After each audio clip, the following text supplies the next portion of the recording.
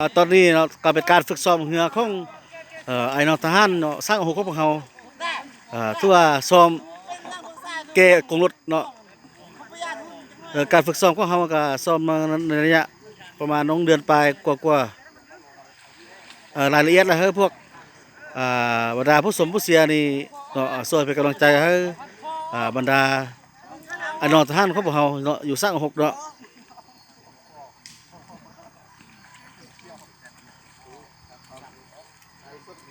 เด็กกูเดียวนี่เป็นหัวลาบุกแกเสื้อนี่มึงเสื้อดำมันอันกับบุกแกเด้อเฮ้ยจะพูเข้า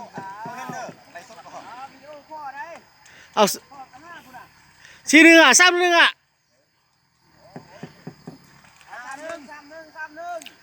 3-1ตอนนี้เนาะกำลังกะเกียมซ้อมลูกออก3-1รายละเอียดให้บรรดาพวกผู้สมผู้เสียนี่ติดตาม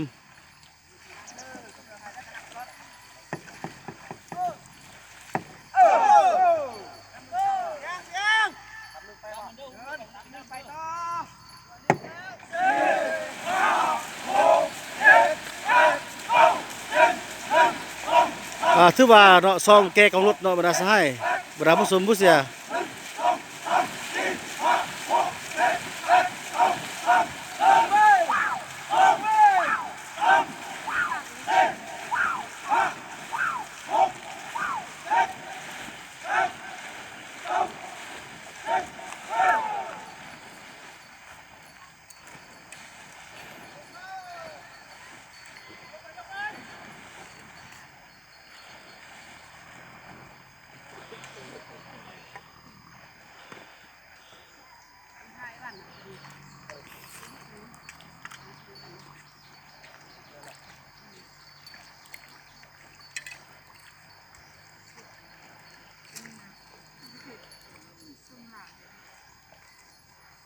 อันนี้เขาจะซ่อมเรืออยู่ตัวท่าคาทหารของพวกเราเนาะอยู่สร้างหกเนาะ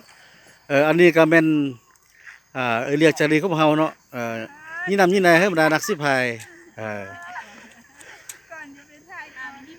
เดี๋ยวนี้เพราะว่าถ้าอันแปลงมันฮิปปิ้งปลาว่าซั่นถ้าพวกไปหาปลามาหาปิ้ง